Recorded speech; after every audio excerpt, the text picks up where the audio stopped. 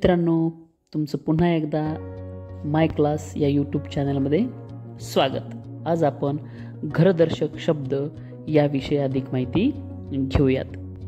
घरदर्शक शब्दामध्ये प्राण्यांचे किंवा पक्ष्याचे नाव आणि तो कोठे राहतो याविषयीची आपण माहिती घेणार आहोत.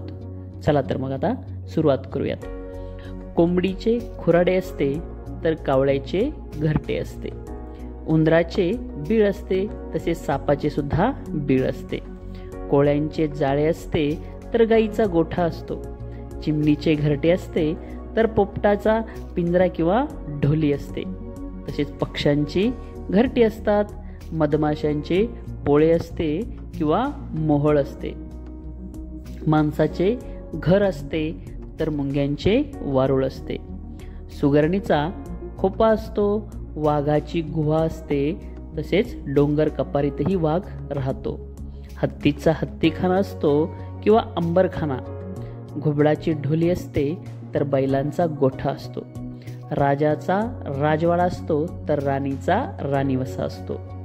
वटवाघूळ अंधाऱ्या खोलीत किंवा पडक्या भिंतीत राहते तर माकड झाडावर राहते. नागांचे बीळ किंवा वारूळ असते तर ढेकून घराच्या भिंतीच्या फटीत राहतात. विंचू दगडाखाली राहतात तर पाल घरात राहते. सिंहाची गुहा असते तर त्याचबरोबर तो गवताळ प्रदेशात किंवा दाट झाडीतही राहतो. मोकाट जनावरांचा कोंडवाडा असतो तर श्रीमंताचा बंगला असतो. गरिबांची झोपडी असते तर उंटांचा पिलखाना असतो. मंत्र्यांचे मंत्रालय असते तर यात्रेकरूंचे निवासस्थान असते. अनाथांचे अनाथाश्रम असतात तर मासा पाण्यात राहतो.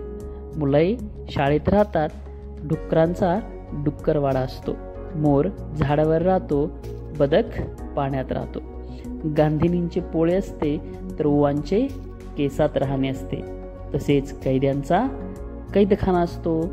या प्रकारे तुम्ही आणखी काही घरदर्शक शब्द शोधा आणि ते लिहून कमेंटमध्ये पाठवा. व्हिडिओ आवडल्यास व्हिडिओला शेअर करा, लाईक करा व चॅनलला सबस्क्राईब करा. धन्यवाद.